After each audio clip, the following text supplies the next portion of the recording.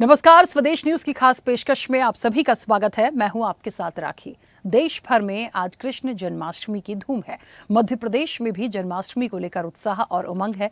भोपाल में मुख्यमंत्री निवास पर भी कृष्ण जन्माष्टमी का पर्व धूमधाम से मनाया गया, जहां मुख्यमंत्री डॉक्टर मोहन यादव के साथ ही लोगों में खासा उत्साह नजर आया। आपको बता दें कि मुख्यमंत्री डॉक्टर मोहन यादव ने कृष्ण जन्माष्टमी मनाने को लेकर निर्देश दिए थे। इसके पहले भी प्रदेश में रामपथ गमन की तरह कृष्ण पाथेय को लेकर मुख्यमंत्री डॉक्टर मोहन यादव द्वारा शुरू किया गया श्री कृष्ण पाथेय अभियान एक अग्रणी सांस्कृतिक पहल है, जिसका उद्देश्य भगवान श्री कृष्ण के जीवन से जुड़े प्रमुख ऐतिहासिक और आध्यात्मिक स्थलों को एक एकीकृत तीर्थ यात्रा मार्ग में जोड़ना है। ये पवित्र सर्किट वृंदावन, उज्जैन, जानापाव, अमझेरा और द्वारका जैसे स्थलों को जोड़ता है, जो श्री कृष्ण की लीलाओं से गहराई से जुड़े हैं। उज्जैन, जहां श्री कृष्ण ने गुरु सांदीपनि से शिक्षा ली। जानापाव, जहां परशुराम द्वारा उन्हें सुदर्शन चक्र प्रदान किया गया। अमझेरा, जहां रुक्मिणी हरण के दौरान उनका रुक्मिणी से युद्ध हुआ। और विशेष रूप से महत्वपूर्ण स्थान है, देश में भगवान श्री कृष्ण के पग जिस जिस स्थान पर पड़े हैं, ऐसे स्थानों का विकास किया जा रहा है। मध्य प्रदेश, गुजरात और राजस्थान सरकार इसके लिए कार्य योजना बना रही है। मुख्यमंत्री डॉक्टर मोहन यादव ने कहा था कि श्री कृष्ण पाथेय के विकास के लिए सभी समितियों को सक्रिय किया जाना चाहिए। उन्होंने कहा कि पुरातत्वविदों, धर्माचार्यों और भगवान श्री कृष्ण पर साहित्य के अच्छे लेखकों को भी समिति में जोड़ा जाएगा। मुख्यमंत्री डॉक्टर मोहन यादव ने श्री कृष्ण पाथेय के विकास में इन स्थानों के महत्व का उल्लेख करते हुए इनके समुचित विकास की योजना क्रियान्वित करने को कहा है। गौरतलब है कि उज्जैन में सांदीपनि आश्रम में भगवान श्री कृष्ण, बलराम और सुदामा ने अध्ययन प्राप्त किया था। भगवान श्री कृष्ण ने गुरु सांदीपनि से 16 विद्याएं, 18 पुराण और 64 कलाओं का ज्ञान अर्जित किया था। इस स्थान पर जन्माष्टमी पर विशेष आयोजन होते हैं। बात यदि आज के जीवन में कृष्ण के सिद्धांतों के महत्व की करें तो इसका अत्यधिक महत्व है। उनके उपदेश जो भगवत गीता में निहित हैं, आज भी प्रासंगिक हैं और हमें जीवन के हर क्षेत्र में मार्गदर्शन प्राप्त करते हैं। कृष्ण के सिद्धांतों में कर्म योग, भक्ति योग और ज्ञान योग शामिल हैं, जो हमें सफलता, शांति और आत्म साक्षात्कार की ओर ले जाते हैं। आज हम इसी पर चर्चा भी करेंगे विस्तार से। उससे पहले कुछ प्रतिक्रियाएं हैं, वो आपको सुनाते हैं। श्री कृष्ण की जो लीलाएं मध्य प्रदेश से जुड़ी हुई, ऐसे प्रत्येक स्थान को तीर्थ बनाने के लिए जैसे भगवान श्री राम वन गमन पथ की कल्पना की है, ऐसे भगवान कृष्ण पाथेय की कल्पना की है। इसलिए लगातार ये आयोजनों के माध्यम से पीछे छुटे संस्कार और यहाँ के तीर्थ भी गोकुल, वृंदावन, मथुरा के समान इतने ही पवित्र हैं। इनके प्रति हमारी श्रद्धा बने, आस्था बने, इसी भाव को लेकर ये पूरा कार्यक्रम किया गया।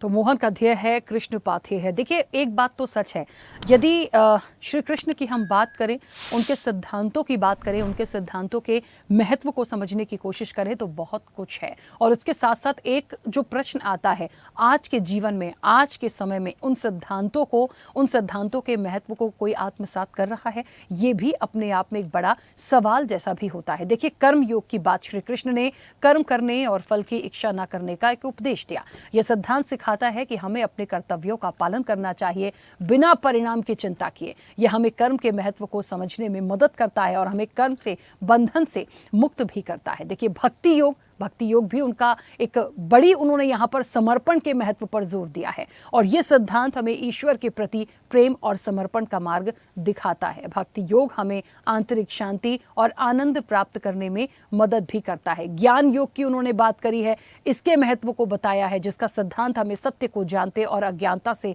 मुक्त होने का मार्ग दिखाता है। तो कहीं ना कहीं ये वो तमाम बातें हैं जो कहीं एक बड़े महत्व उनके सिद्धांतों को रखती है, लेकिन इसे कितना कौन आत्म आत्मसात कर रहा है, ये अपने आप में एक बड़ा सवाल है। हम सीधे चर्चा पर चलेंगे। हमारे साथ कई मेहमान भी जुड़े हैं। सबसे पहले आपका परिचय करा दें।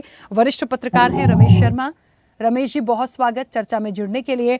और अखिल भारतीय हिंदू महासभा के पक्ष रखने के लिए हमारे साथ महामंडलेश्वर बाबा महादेव जी भी जुड़े हैं। बाबा महादेव जी, आपका भी बहुत स्वागत है।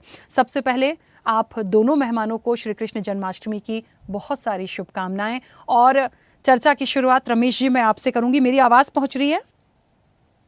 हाँ, मुझे आ रही है आपकी आवाज जी। आज मूल रूप से दो प्रश्न है रमेश जी मेरे। एक तो ये कि श्री कृष्ण जन्माष्टमी है, उनके सिद्धांत जो हैं, उन्होंने जो लिखा, उन्होंने जो बताया, उन्होंने जो एक रास्ता दिखाया इस जीवन के लिए, उनके जो मूल सिद्धांत हैं जिसके महत्व पर आज हम बात कर रहे हैं, चाहे ज्ञान की बात हो, नैतिकता की बात हो, कर्म की बात हो, हर बात के लिए ये तो है ही। इसे कितना आत्मसात आज के समय में किया जा रहा है या करने की जरूरत है? और दूसरा मूल प्रश्न जो मध्य प्रदेश की सरकार है, लगातार देखिए कृष्ण पाथेय के लिए जो काम किया जा रहा है, लगातार इसको बढ़ाने की हमारी संस्कृति के लिए जो काम है, इसे किस तरह से देखते हैं? देखिए, कुल मिलाकर के ये दो अलग अलग बातें हुई हैं। जहां तक मैं समझता हूं, भगवान कृष्ण का जो व्यक्तित्व है और उनके व्यक्तित्व से दो प्रकार के जो हमको संदेश मिलते हैं, एक उनके जीवन से और दूसरे उनके कहे हुए वचन से। मुझे लग रहा है कि आज का हिंदू समाज उसमें से एक भी पालन नहीं कर रहा। गीता सबसे ज्यादा बिकने वाली, सबसे ज्यादा बंटने वाली पुस्तक है, लेकिन उसको पढ़ता कोई है ही नहीं कि उसमें लिखा क्या है और गीता का उपदेश क्यों दिया है। सबसे पहले तो उन्होंने जो गीता में कहा है, वो सांख्य योग, जहां से कि दूसरा अध्याय जो शुरू होता है, उससे पहले हम उनके जीवन के संदेश को देखें। उनके क्रियाकलापों से जीवन किस प्रकार निर्माण कर सकते हैं। यानी उनके जो पूरा जीवन है, उसमें व्यक्ति निर्माण है, उसमें परिवार निर्माण है, उसमें वनस्पति का संरक्षण है, उसमें पर्यावरण का संरक्षण है, उसमें कुटुंब का समन्वय है। वो पूरे राष्ट्र को एक सूत्र में बांधने का संदेश है। आप कल्पना कर सकते हैं कृष्ण जी का जन्म किस परिस्थिति में हुआ। साधारण परिस्थिति नहीं थी। वो जेल में जन्म हुआ है। वो जेल भी साधारण नहीं थी। मौत का दरवाजे पे पहरा था कि बच्चा कब जन्म ले और कब उसको मार डाला जाए।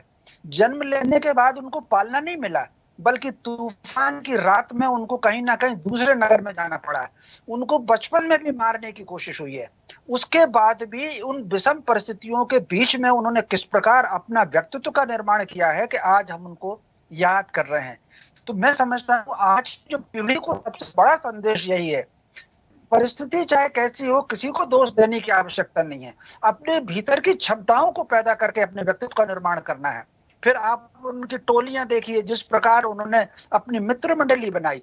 मित्र मंडली में जो गोवर्धन की लीला से आप क्या समझते हैं? गोवर्धन की लीला दो प्रकार का संदेश है, पर्यावरण के संरक्षण का और पर्वत के संरक्षण का। अगर पर्वत सुरक्षित हैं तो मान करके चलिए कि बरसात अच्छी होगी, बादल अच्छे होंगे, पानी अच्छा होगा, पानी की तंगी कभी नहीं होगी। हम पहाड़ों को तोड़ने पर लगे हुए हैं और लगे हैं पेड़ लगाने के लिए कि मौसम ठीक हो जाए। पेड़ कहीं ना कहीं वनस्पति होना चाहिए। दूसरा, आप अगर देखिए कि जब उन्होंने कंस को मारा तो बलराम उनके सगे भाई नहीं है, सुभद्रा उनकी सगे भाई नहीं है। उनको एक माता पिता जन्म देने वाले हैं और दूसरे माता पिता उनको पालने वाले हैं। मथुरा में जब उन्होंने राज्य कायम किया तो उन्होंने पूरे परिवार को समेटा है, अपने जन्म देने वाले माता पिता को भी, पालने वाले माता पिता को भी, बलराम को भी, सुभद्रा को भी, और सारे लोगों को उन्होंने समेटा है। कुटुंब के समन्वय का इससे क्या उदाहरण होगा? आज की वो संतान तो ऐसी है कि वृद्धाश्रमों में माँ बाप को भेज रही है, कन्हैया जी की आरती तो उतार रही है, लड्डू भी बांट रही है और गीत गा रही है, माँ बाप को भेज रही है। तो काहे के कन्हैया जी के अनुयायी हो। तीसरा, अगर आप देखेंगे, पूरे राष्ट्र को उन्होंने एक सूत्र में बांधा।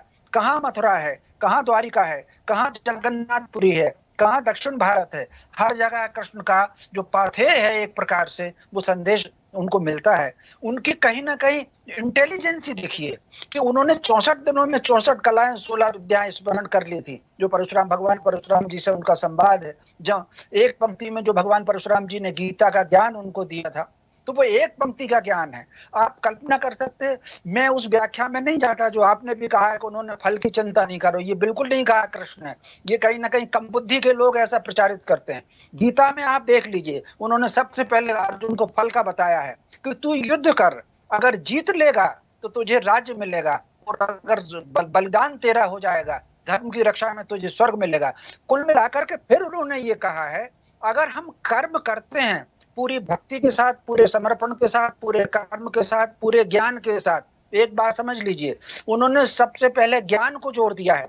ज्ञान का अर्थ क्या है? ज्ञान का अर्थ केवल वेद पढ़ना नहीं है, हम जो काम कर रहे हैं उस विधा में हमको कैसा ज्ञान है वो जी। इसीलिए बाबा तुलसीदास जी ने भी जब रामचरितमानस लिखी है तो पहला मंगलाचरण उन्होंने सरस्वती जी की वंदना की है। तो जो हम काम कर रहे हैं, जैसे आप एंकरिंग कर रही हैं, महाराज श्री पूजन करने जा रहे हैं, कोई युद्ध के मैदान में सिपाही जा रहा है, कोई किसान खेत में जा रहा है, जिस विधा में वो संलग्न है उस विधा का उसको ज्ञान होना चाहिए। इसलिए गीता का जो पहला संदेश उन्होंने सांख्य का दिया है। तो कुल मिलाकर के ज्ञान के आधार पर तो अर्जुन तो जा ही रहा था भगवत ध्वज पहन करके संन्यास लेने के लिए, क्यों रोक करके उन्होंने युद्ध में लगाया? किस परिस्थिति में हमको क्या काम करना है? आज देश के सामने जो परिस्थिति है वो कन्हैया जी के नाम पर मजीरे बजाने की परिस्थिति नहीं है। पूरी सीमाओं पर अतिक्रमण हो गया, वहां से सनातनियों को भगाया जा रहा है, मंदिर तोड़े जा रहे हैं। ये कहीं ना कहीं गीता का जो संदेश है वो कहीं ना कहीं समाज को जागरूक होने का संदेश है। अब दूसरी बात पर मैं आता हूं, जो कृष्ण पाथे, मैं समझता हूं ये बहुत अच्छा काम उन्होंने किया है। कृष्ण पाथे का एक त्रिपुरी का नाम और आज फूट गया है, जबलपुर के पास त्रिपुरी नगर जो है वो भी भगवान कृष्ण जी से संबंधित है। तो कुल मिलाकर के नर्मदा पट्टी में भी भगवान कृष्ण जी के चिन्ह आकर के मिलते हैं, वो भी वहां पर आए हुए हैं। तो मैं समझता हूं इस सबको जोड़ करके और उसमें जोड़ करके केवल और केवल मंजीरे बजा करके कीर्तन ना हो, कृष्ण के जीवन से, कृष्ण के संदेश की शिक्षा। आप मित्रता का धर्म आप देखिए, मित्रता का उदाहरण तो हालांकि संत देते हैं सुदामा का, मगर मैं सुदामा का उदाहरण नहीं, मैं अर्जुन का देता हूँ। अर्जुन उनका भाई तो था लेकिन मित्रता का सखा भाव था उनके प्रति। लेकिन आप कल्पना कर सकते हैं उन दोनों सारथी बनना 4th क्लास की सर्विस मानी जाती थी। मित्र को अगर जरूरत पड़ी है तो सारथी के रूप में वो रथ भी हाँक रहे हैं, सदगुरु के रूप में गीता का संदेश भी दे रहे हैं, कहां पर बाण चलाना है, युद्ध नीति भी उसको सिखा रहे हैं। ये होता है मित्रता का धर्म। मैं समझता हूं एक अच्छे मित्र के रूप में, पूरे राष्ट्र को एक सूत्र में पिरोने के रूप में, पूरे कुटुंब के समन्वय के रूप में, विषम परिस्थितियों में अपने व्यक्तित्व के निर्माण के रूप में कृष्ण जी से अच्छा कोई पद हमारा आदर्श हो नहीं सकता। बिल्कुल ठीक है। बाबा महादेव जी, मेरी आवाज पहुंच रही है? हाँ जी पहुंच रही है। बाबा महादेव जी, क्योंकि कृष्ण पाथेय की बात भी हो रही है और उनके जो सिद्धांत हैं, उनके जो महत्व है, आज उनकी भी बात हो रही है। कितना लोगों को आत्मसात करने की जरूरत है? देखिए, बातें सब करते हैं लेकिन वर्तमान में क्या, जो उन्होंने सिखाया, जो उन्होंने ज्ञान दिया, जो गीता में लिखा है और जो उनके सिद्धांत है जिनका अपने आप में बहुत महत्व है, उसका कितना आत्मसात हो रहा है? आज के समय में कृष्ण की संज्ञा यदि किसी को दी जाए, क्या आप किसी में देख पाते हैं? ये एक मूल प्रश्न है और कृष्ण पाथेय पे भी आप अपनी बात रखिएगा। दरअसल एक बात यह है कि मैं श्री आशुतोष भगवान के चरणों में प्रणाम करते हुए और मैं एक बात से सहमत हूँ कि आज श्रीमद् भगवत गीता सबके घरों में लगभग होगी, लेकिन उसको पढ़ कोई नहीं रहा, उसके सही अर्थों को कोई समझ नहीं रहा है और समझाने वाले भी लोग नहीं हैं। लेकिन श्रीमद् भगवत गीता एक एक अध्याय में, ये श्रीमद् भगवत गीता का आरंभ हुआ है तब जब अर्जुन किंग कर्तव्य विमूढ़ हो गया है, जब उसे समझ नहीं आ रहा है कि वो क्या करे। और ऐसे समय में श्रीमद् भगवत गीता का संदेश दिया गया युद्ध क्षेत्र में। वो युद्ध नहीं करना चाहता है, अपने कर्तव्य को भूल जाना चाहता है और वह उसे कर्म क्या करना है वो समझ ही नहीं आ रहा। तो भगवान ने उसे समझाया है कि तू अपने स्वधर्म निधनम श्रेय पर धर्म भयावह, अपने धर्म में मरना दूसरे के धर्म में जीने से अच्छा है।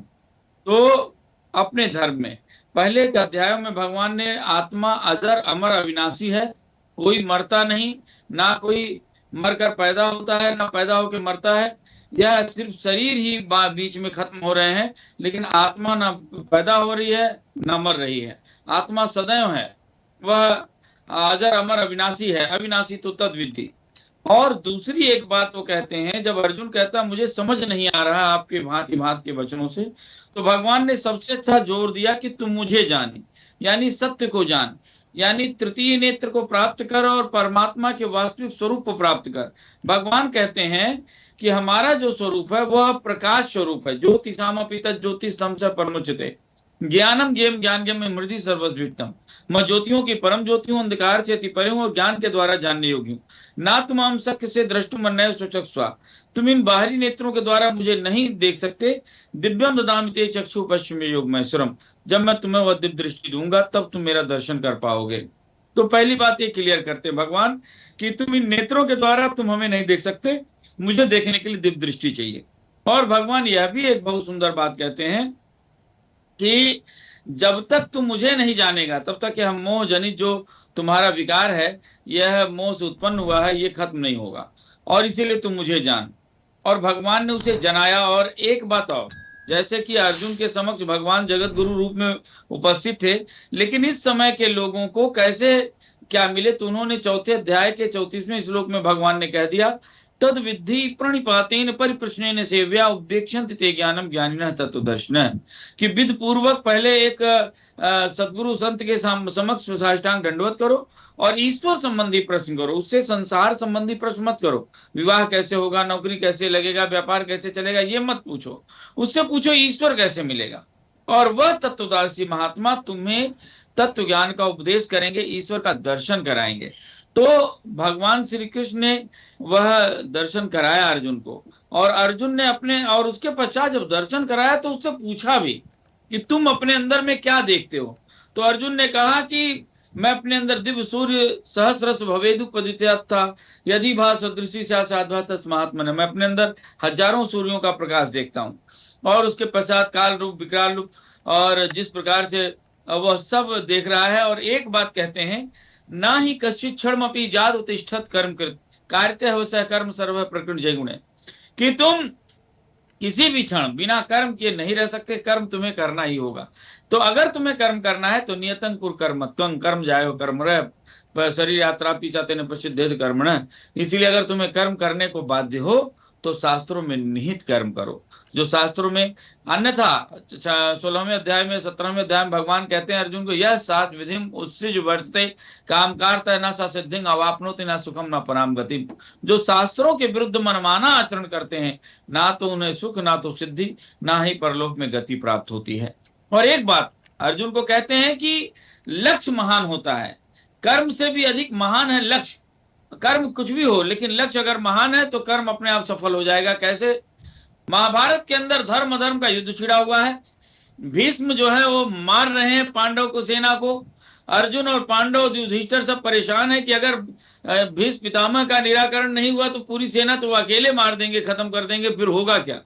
तो भगवान से कहते हैं, भगवान कहते हैं कि ऐसे नहीं मरेंगे, इनके समक्ष कुछ करना पड़ेगा। शिखंडी को समक्ष रख के फिर पीछे से तुम युद्ध करो। अर्जुन कहता है तो अधर्म है। भगवान ने कहा तो अधर्म और धर्म की बात मत करो, जो मैं कहता हूं वो करो। और फिर अर्जुन बात मानता है, शिखंडी को समक्ष रखकर युद्ध करता है। वह तीर धनुष रख देते हैं और अर्जुन तीर पे तीर चलाए जा रहा है। अगर देखा जाए एक प्रथम दृष्टया तो एक अधर्म सिद्ध होता है, लेकिन भगवान कहते हैं धर्म अधर्म की बात नहीं है, कर्म कर्म की बात नहीं है। बात यह है कि लक्ष्य क्या है, तुम्हारा उद्देश्य क्या है। चाहे कुछ भी हो, आज हिंदू समाज वास्तव में हिंदू समाज 1000 वर्ष तक गुलाम रहा, जिसके पास महाभारत और गीता और भगवान श्री कृष्ण का संदेश हो, ये बहुत हास्यास्पद है। क्योंकि हिंदू समाज ने सीखा ही नहीं महाभारत से, गीता से, भगवान श्री कृष्ण से, उनके संदेशों से। वह सिर्फ बूढ़ी दादी की तरह गीता पढ़ी हुई, महाभारत पढ़ा हुआ कभी पढ़ता ही नहीं। तो भगवान ने कहा कि चला, और उसके पश्चात एक तरह से निहत्थे थे, एक तरह से तीर नहीं चलाए भीष्म पितामह ने, लेकिन अर्जुन ने तीर से घायल करते करते बाणों की सैया बना दी। उसके पश्चात दूसरा महारथी, दूसरा सेनापति दुर्योधन का आया, द्रोणाचार्य। फिर क्योंकि अर्जुन के गुरु, अब कितना भी हो चेले से गुरु तो भारी हमेशा रहेगा, तो भले शिक्षा के गुरु हो। तो द्रोणाचार्य ने पूरा तबाही मचा दी, पूरा भयंकर युद्ध करने लगे। अब वो पांडव कहने लगे अब द्रोण का क्या हो, आचार्य को कैसे निपटाया जाए। तो भगवान ने कहा इनसे एक छोटा सा झूठ बोलना पड़ेगा। तब सबने कहा महाराज तो झूठ बोलना तो बड़ा पाप है, झूठ तो बोला नहीं जा सकता। तो भगवान ने कहा तो फिर लड़ लो तुम, जब मेरी बात नहीं मान रहा है तो कर लो तुम। फिर उसके बाद नहीं आप जैसा कहेंगे हे केशव वैसा ही करेंगे। तो भगवान ने कहा कि बता दो कि अश्वत्थामा मारा गया। और जब ये पूछने आए युधिष्ठिर से तो उसकी पुष्टि युधिष्ठिर कर दें। भीम ने एक अश्वत्थामा नामक हाथी को मारा और उसके पश्चात कहा हमने अश्वत्थामा को मार दिया। द्रोण को बड़ा संशय हुआ कि आखिर ये अश्वत्थामा कैसे मारा जा सकता है, मैंने उसे इतना वरदान दिया है। तो युधिष्ठिर से पूछने आए, युधिष्ठिर ने बोल दिया कि अश्वत्थामा हतो नरुवा कुंजरुवा। लेकिन भगवान बीच में शंख बजा दिया और वो बात स्पष्ट नहीं हो पाई और उन्हें मोह हो गया और बैठ गए और उस समाधि में बैठे हुए द्रोण का गला शिरोच्छेद कर दिया धृष्टद्युम्न ने, और उसके पश्चात एक दूसरा बिल्कुल महारथी भी बाबा महादेव जी, हाँ। गया। तो एक बात मैं स्पष्ट कर दूं कि अगर अब ये देखें तो एक दृष्टिया ये अधर्म भी है, लेकिन प्रश्न यहीं पे आता है फिर से वही बात कि वहां पे कुछ भी है, भगवान कहते हैं कि हर हाल में धर्म विजयी होना चाहिए, चाहे आपको रास्ता कर्म कुछ भी करना पड़े। और अभी तो बहुत कुछ ऐसा है, चाहे कर्ण के बारे में ले लें, चाहे दुर्योधन के बारे में ले लें, चाहे अनेक महारथियों के बारे में ले लें, सिर्फ धर्म विजयी होना चाहिए। और अगर सनातन के लोगों ने अगर इस मंत्र को ले लिया तो वास्तव में फिर सनातन को कोई हरा नहीं पाएगा। मोहन भागवत ने जो पाथे रचा है और जो ये संदेश है, वास्तव में श्री कृष्ण के संदेशों को ले चले, हम ले लें, आत्मसात करें, इसीलिए यह है। और मैं बहुत बहुत बधाई देता हूं बीजेपी सरकार को, मोहन भागवत जी को, जिन्होंने इतना महान विचारधारा रखकर और इतना महान कार्य करने को सोचा है। बहुत बहुत बधाई और शुभकामनाएं आपको और हमारे इस चैनल को, जिस चैनल के माध्यम से ये संदेश जा रहा है। जय श्री राम, जय श्री कृष्ण, जय श्री राधे।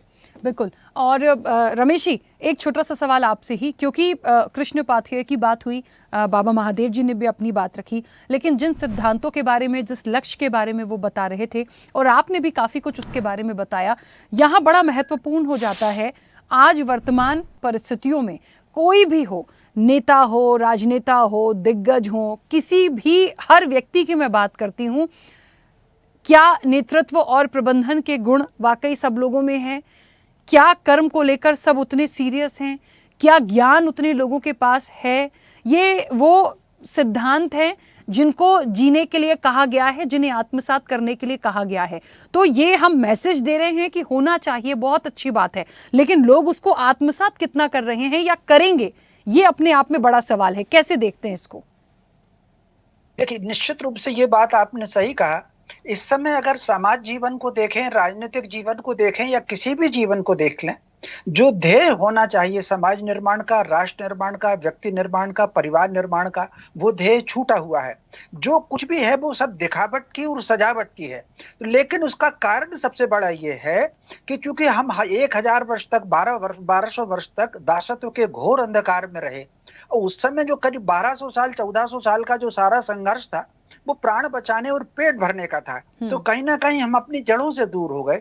आज अगर अवसर मिला है तो मैं समझता हूं, मैं नेतृत्व पर किसी और व्यक्ति पर नहीं जाना चाहता, मैं ये जानना चाहता हूं कि मेरा आशय ये है कि व्यक्ति स्वयं आत्मचिंतन करे और अपने दायित्व बोध को समझे।